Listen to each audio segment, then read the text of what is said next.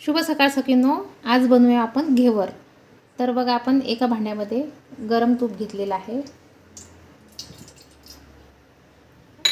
1-2-3 चम्मच असेल आणि त्यामध्ये आपण 3-4 बर्फाचे तुकडे टाकणार आहे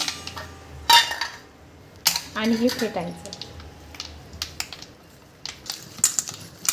बघा हे बॅटर असं व्हाईट होते। बस एक 10 मिनिट हे फेटलं की आपण याचे बर्फाचे तुकडे बाहेर काढायचे आणि वेस्ट जे पाणी आहे हे सुद्धा बाहेर काढायचं।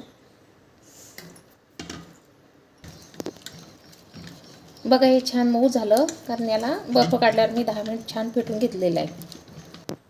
आपण एक मोठी वाटी मैदा घेतला आहे आणि एक छोटा चम्मच गव्हाची कणिक आहे आणि एक छोटा चम्मच बेसन पीठ आहे। तर आता हे आपण यामध्ये टाकूया।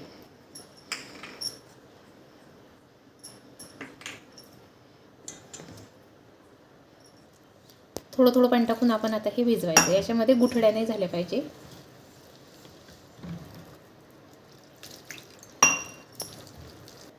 आपण एका पातेल्यामध्ये 1 वाटी साखर घेतली आणि त्यामध्ये एक अर्धा ग्लास पाणी टाकलं। 1 तारी चाचणी करायची आपल्याला पाकाची। तर आता हे आपण गॅसवर ठेवूया। बघा हे छान फेटून झालेलं आहे। आपण एका चाळणीने गाळून घेऊया, कारण त्यामध्ये गुठळ्या राहत नाही।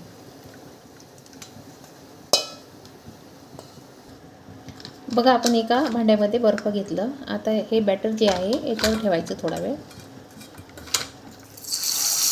बघा तेल ठेवलेलं आहे, आपण असं थोडं थोडं सोडायचं, थोडा वर हात करून।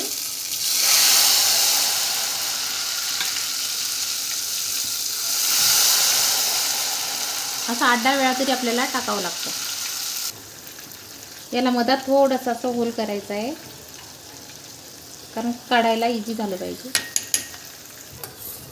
बघा 1 तारी पाक आपला तयार आहे। यामध्ये आता थोडीशी इलायची टाकायची। बघा अशा साईडच्या कळा आपण आधी हलवून घ्यायच्या आहे, म्हणजे काढताना इझी झालं पाहिजे आपल्याला। बघा आपला घेवर किती सुंदर झालेला आहे। बघा किती छान जाडी आलेली आहे।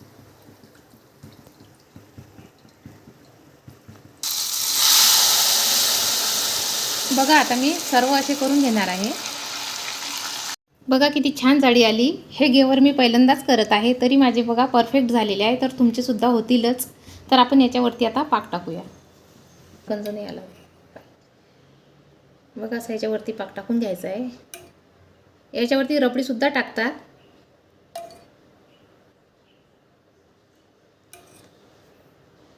नवीन असाल तर सबस्क्राईब करायला विसरत नका जाऊ, कारण मी नवीन नवीन व्हिडिओ टाकत असते।